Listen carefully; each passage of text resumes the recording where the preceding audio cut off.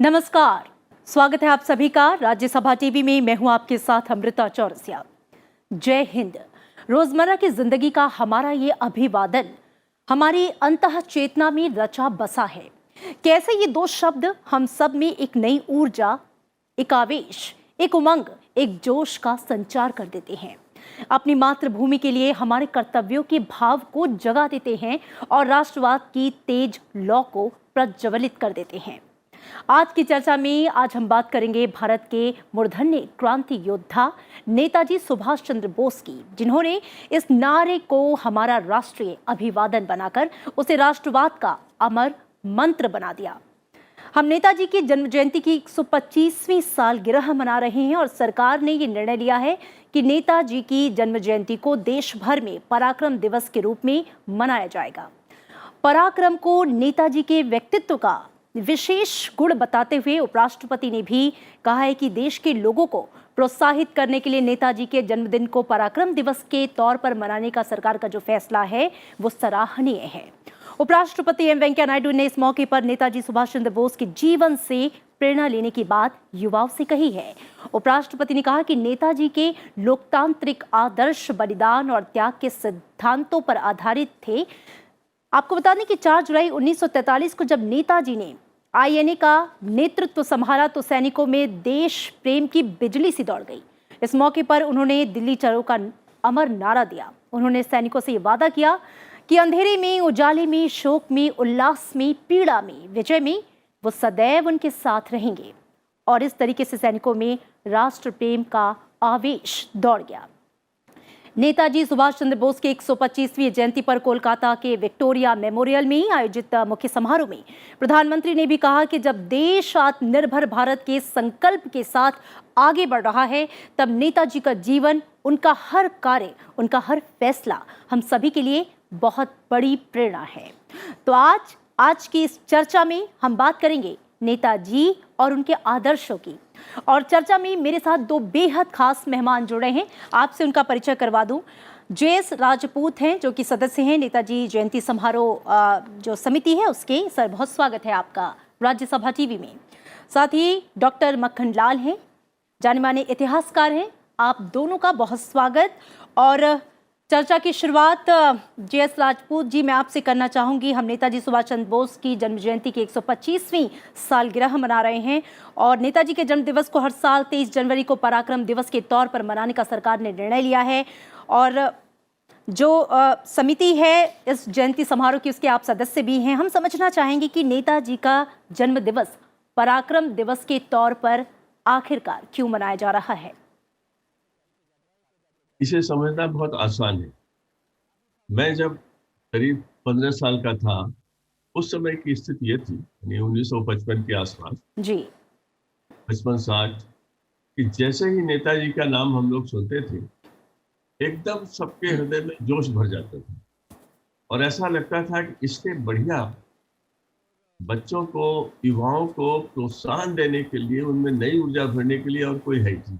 जी ये वो समय था जब हमारी विश्वविद्यालयों में, महाविद्यालयों में, स्कूलों में नेताजी की सबसे अधिक चर्चा होती थी। हम लोग भगत सिंह की बात करते थे, देश के लिए जिन्होंने कुर्बानियां दी उनकी बात करते थे, गांधी जी के लिए, नेहरू जी के लिए श्रद्धा से नाम लेते थे और उसको भी जानते थे। लेकिन वहां से लेकर आज तक मैं पिछले 50-55 सालों से पढ़ाने लिखाने में लगा हूँ और युवाओं के साथ रहता हूँ, मिलता रहता हूँ और मैं देखता हूँ आज भी किसी 15 साल के व्यक्ति को जैसे ही आप नेताजी का नाम लें उसकी आंखों में चमक आ जाती है जी और वो और जानना चाहता है। ये बड़ा दुर्भाग्य रहा है कि हम अपनी युवा पीढ़ी को उनके योगदान से और उनके साथ और उनके जैसा सोचने वालों के योगदान से सही से परिचित नहीं कराते रहे। स्वतंत्रता के बाद स्थितियां कुछ ऐसी बनी कि कई वर्षों तक बड़े असमंजस बने रहे नेताजी के बारे में, लेकिन उसके बाद भी इतिहास लेखन में कुछ ऐसी परंपराएं आई, ऐसी स्थितियां आई जिसके कारण उस योगदान को वस्तुनिष्ठ ढंग से लोगों के सामने पेश नहीं किया जी। अब ये समय आया है जब नई नई चीजें पता लगी हैं, उनके काम के बारे में और भी सरकार ने भी यहाँ फाइलें लोग पब्लिक कर दी हैं। बहुत से लोगों ने इंग्लैंड में जाकर के वहाँ की लाइब्रेरी में अध्ययन किया है और वो डॉक्यूमेंट्स देखे कि भारत को आज़ादी मिली 1947 के पहले के 4-5 साल, जब क्विट इंडिया मूवमेंट था, नेताजी जब बाहर चले गए थे, उस सब का अध्ययन हुआ है और ये पाया गया है कि हम लोगों ने नेताजी के साथ न्याय नहीं किया, देश ने न्याय नहीं किया है।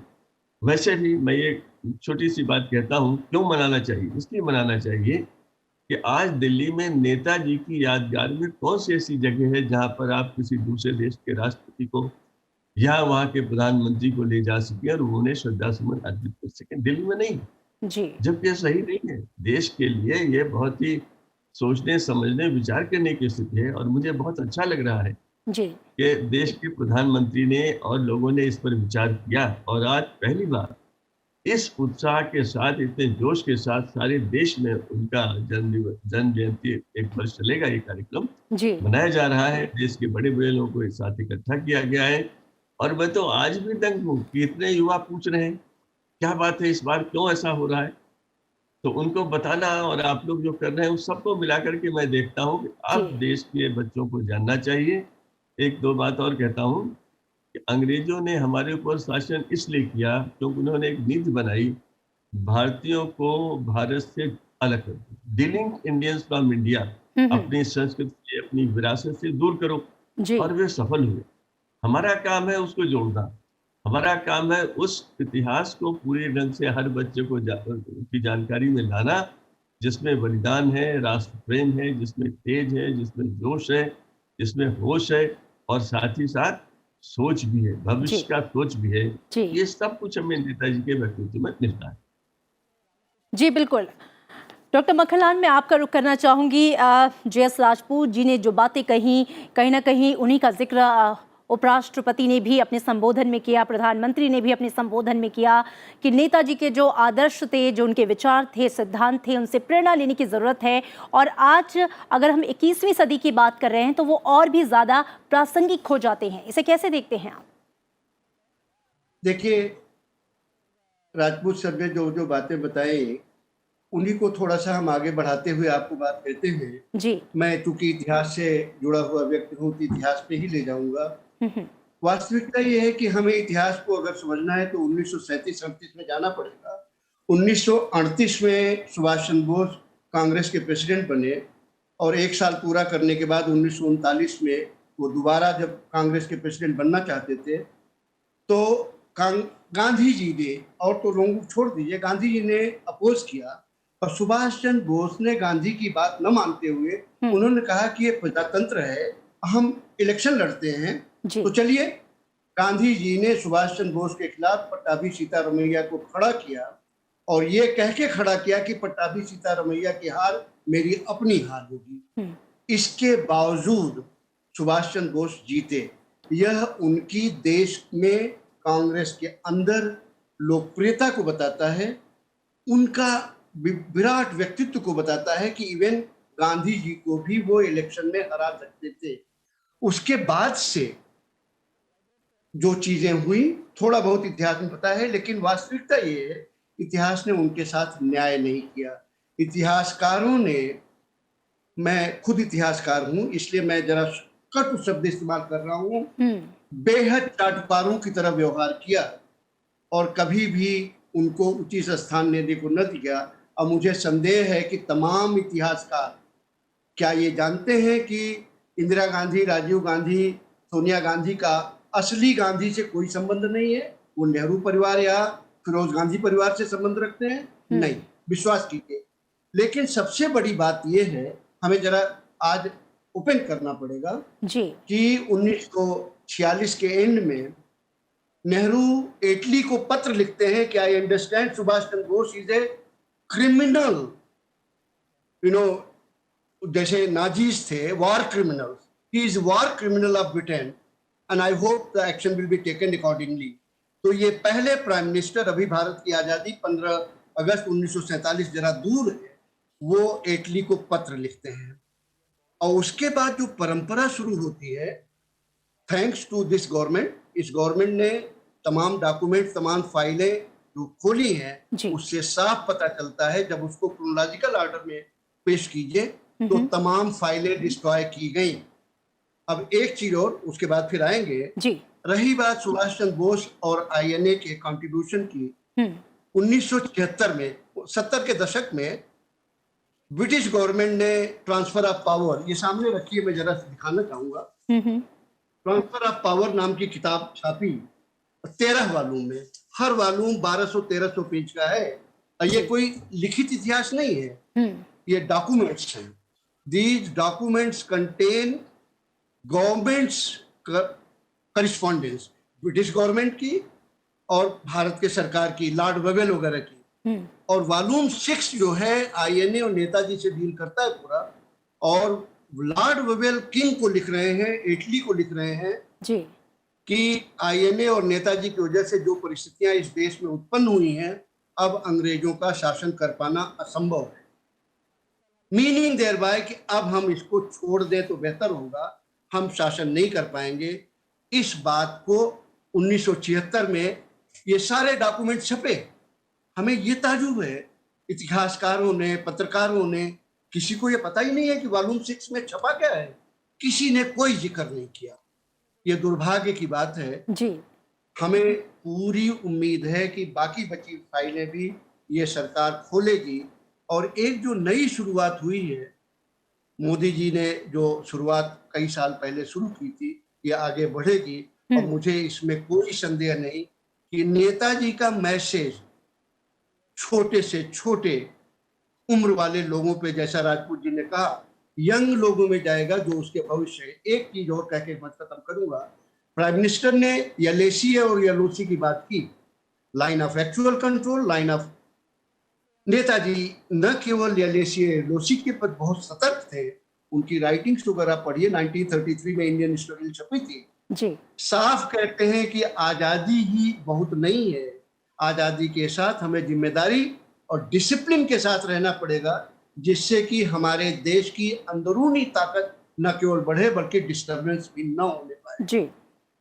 इस देश को, इस देश के लोगों के नेताजी का सम्मान करते हुए इस बात को मानना पड़ेगा कि आपकी आजादी में कुछ अधिकार ही नहीं है, सब कुछ कर्तव्य भी हैं। उन कर्तव्यों का पालन करके ही हम नेताजी को सच्ची श्रद्धांजलि दे पाए। बिल्कुल, आपकी इसी बात को कि आपकी आज़ादी में सिर्फ आपके अधिकार ही नहीं, आपके कर्तव्य भी हैं। मैं जयेश राजपूत जी आपका रुख करना चाहूँगी और आपसे मैं ये पूछना चाहूँगी कि तुम मुझे खून दो, मैं तुम्हें आज़ादी दूंगा। नेताजी सुभाष चंद्र बोस का ये संदेश कि अगर आपको आज़ादी चाहिए तो आपको उसकी कीमत चुकानी पड़ेगी, और ये जो नारा है वो कहीं ना कहीं हर भारतीयों के दिलों में गया। जय हिंद को उन्होंने अभिवादन के साथ ही राष्ट्रीयता का एक मंत्र तक बना दिया। ये जो लीडरशिप क्वालिटी थी उनके अंदर, नेताजी के अंदर, उसको मैं चाहूँगी कि आप थोड़ा सा परिभाषित करें। देखिए, नेताजी प्रारंभिक वर्षों में स्वामी विवेकानंद से प्रभावित थे, और आगे चलकर जब वो राजनीति में आए तो रास बिहारी बोस को उन्होंने, चित्तरंजन दास को उन्होंने अपना गुरु माना। जो विवेकानंद जी का प्रभाव था वो उनके जीवन में हमेशा रहा। विवेकानंद जी क्या चाहते थे? वे उस व्यक्तित्व के धनी थे जो कह सकते थे, इतना साहस था कि जब तक आपके सहयोगी लोग, आपके देश के लोग खुश नहीं हैं, आप खुश नहीं होंगे, और आप अपने मंदिरों में ताला लगा दीजिए, उनकी सेवा कीजिए। तो वो जो कर्तव्य निष्ठा की भावना हमारी संस्कृति में थी, कि हमारे यहाँ जब कोई बच्चा जन्म लेता है तो 3 ऋण उसके पास आ जाते हैं।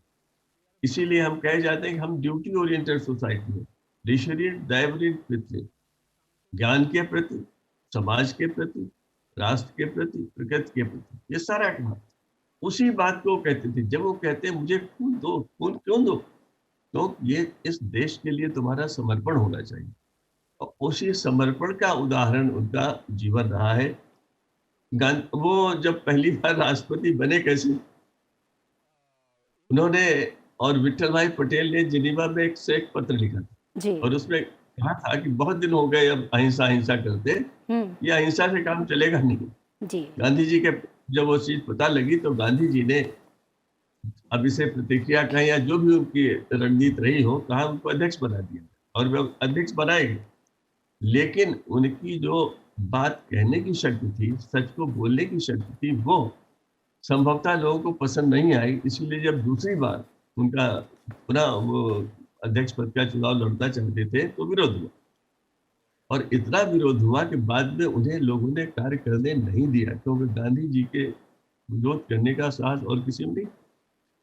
उस समय व्यक्ति हताश हो सकता था, निराश हो सकता था, लेकिन ये व्यक्ति न तो निराश हुआ, न हताश हुआ, और उन्होंने कहा मैंने जो विचार किया है मैं उसका विस्तार करूंगा, मैं अपने क्षितिज का विस्तार करूंगा, मैं केवल आंतरिक उस पर विश्वास नहीं करूंगा। उन्होंने उस समय जो विश्व युद्ध के कारण स्थिति बन रही थी उसका अध्ययन किया और उन्हें लगा कि ये बहुत अच्छा मौका है, जी। अगर ब्रिटिश शासन पर बाहर से भी थोड़ा प्रहार हो जाए तो इनकी कमजोरी बहुत ज्यादा उभर कर सामने विश्व के सामने आ जाएगी।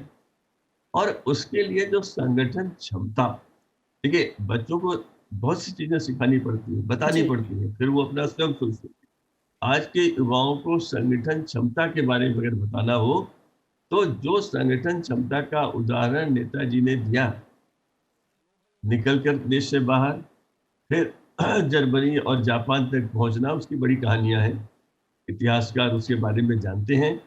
लेकिन वहाँ के लोगों को, जो साउथ एशिया के लोग थे, भारतवंशी लोग विशेष रूप से थे, उसको पुनर्जागृत कर देना, उनके अंदर देश के प्रति प्रेम पैदा कर देना, और लोगों ने क्या क्या दान नहीं दिया जिससे वो INA आजाद हिंद फौज खड़ी होगी। जी। आजाद हिंद फौज खड़ी कर लेना, जबकि आप अकेले वहां गए हुए हैं, आपको कुछ क्रांतिकारी वहां मिले, रास बिहारी बोस मिले और लोग मिले, लेकिन उसको जो सजीव रूप दिया है, जो एक सक्रिय रूप दिया। आप सोचिए, जब किसी युवा को सामने ये चर्चा होती है कि वो INA फौज ने आक्रमण किया, बर्मा के रास्ते वो आए, कोहिमा में वहां पर युद्ध हुआ, जी। मोइरंग में हुआ, और उसमें 26,000 INA के लोग मारे गए।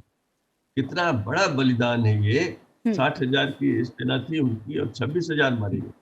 तो इस पर जो बच्चों पर प्रभाव पड़ता है, नई पीढ़ी पर पड़ता है, राष्ट्र के प्रति प्रेम जागृत होता है, और सबसे बड़ी बात सेवा की भावना पैदा होती है। जी। ये मेरा राष्ट्र है। अगर नेताजी इतना बड़ा समर्पण कर सकते हैं और कठिन से कठिन परिस्थिति में कर सकते हैं, तो मैं भी कुछ कर सकता हूँ, मैं भी देश के निर्माण में भागीदारी कर सकता हूँ, और मुझे करनी चाहिए। सबसे बड़ी बात यही है कि उन्होंने साहस में कोई कमी नहीं दिखाई, योजना बनाने में कोई कमी नहीं दिखाई, रणनीति के लिए नए अध्याय उन्होंने लिख दिए, और वहां जाकर के जब INA बनी है, तब देखिए जो एक नेता की भविष्य दृष्टि होनी चाहिए, उस पर हमें थोड़ा ध्यान देना चाहिए।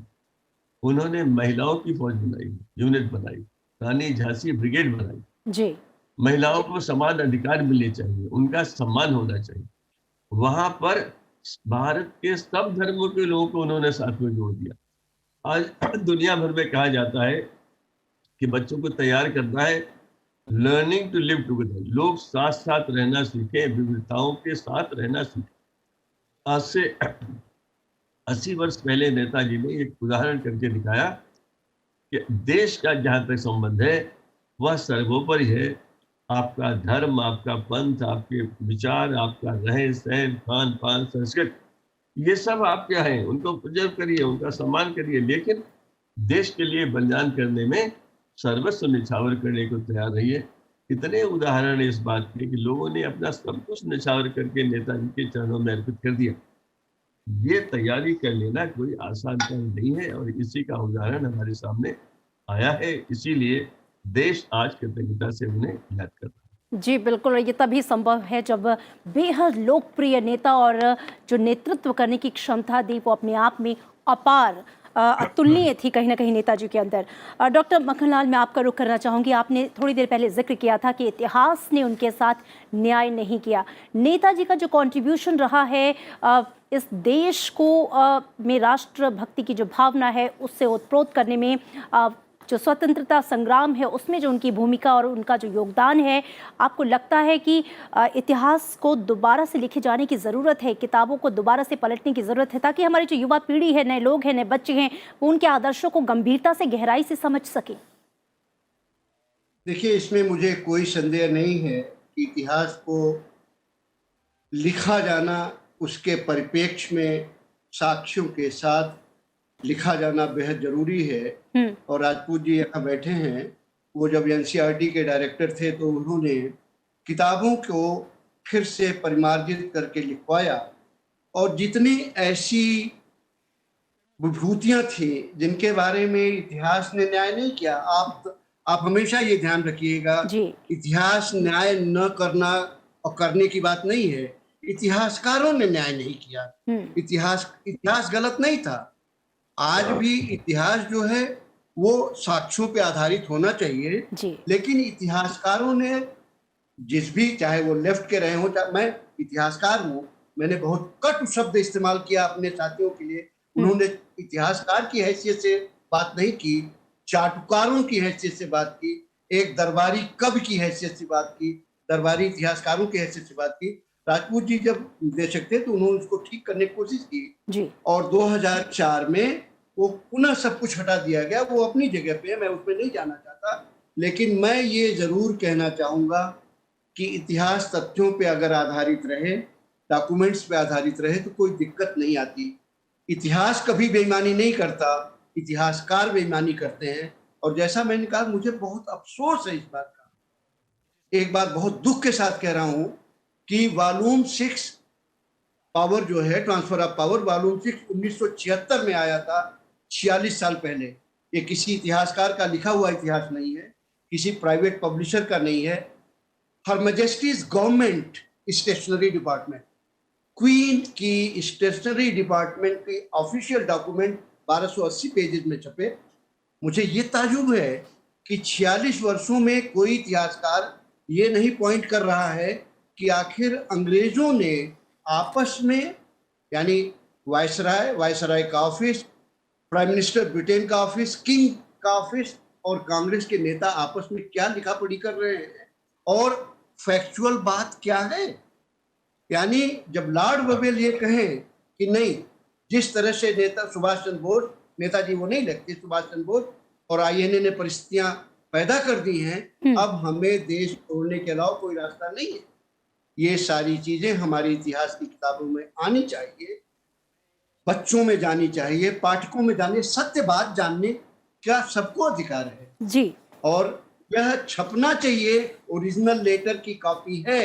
जवाहरलाल नेहरू ने जब एटली को लिखा कि Subhash Chandra Bose is your war criminal, एक प्राइम मिनिस्टर लिखे, तो ये सब शो करता है कि कितनी बड़ी कॉन्स्पिरेसी के तहत सुभाष चंद्र बोस हो, चाहे सरदार पटेल हो, चाहे लाल बाल पाल हो, चाहे राजगोपालाचारी हो, सबको खत्म किया इतिहासों से। इसलिए यह बेहद जरूरी है इतिहास का पुनर्लेखन किया जाए तथ्यों के आधार पर। जी बिल्कुल, जिस तरीके से आपने कहा कि इतिहास कभी गलत नहीं होता और जो तथ्य हैं, जो साक्ष्य हैं, उसी के आधार पर चीज़ों को सामने प्रस्तुतिकरण होना चाहिए। जो हमारे नए युवा हैं वो उस आदर्श को समझ सके, उसकी गहराई को समझ सके, उस सिद्धांतों को, उन मूल्यों को अपना सकें। और जैसा कि प्रधानमंत्री ने भी आज कहा है कि आत्मनिर्भर भारत की तरफ जो देश अब आगे बढ़ रहा है, कहीं ना कहीं नेताजी का जो विचार था, जो सोच थी भारत के लिए, उसकी दिशा में हम कोशिश कर रहे हैं, आगे बढ़ रहे हैं। आप दोनों खास मेहमानों का बहुत शुक्रिया इस सार्थक चर्चा के लिए, हमसे बातचीत करने के लिए शुक्रिया। तो नेताजी उत्कृष्ट राष्ट्र प्रेम, निस्वार्थ राष्ट्र सेवा, एक बड़े लक्ष्य के प्रति पूर्ण समर्पण, प्रतिकूल परिस्थितियों में अदम्य साहस जैसे उदात्त गुणों से कि जो वो प्रतिमूर्ति थे, वे देश के भविष्य के प्रति आशावादी दृष्टि रखने वाले करिश्माई नेता थे। नेताजी भारतवासियों की पीढ़ियों के लिए सदैव प्रेरणा के स्रोत बने रहेंगे और देशवासियों में मातृभूमि के प्रति श्रद्धा और प्रेम की प्रेरणा देते रहेंगे। इसी के साथ आज की चर्चा में इतना ही। दीजिए इजाजत, नमस्कार।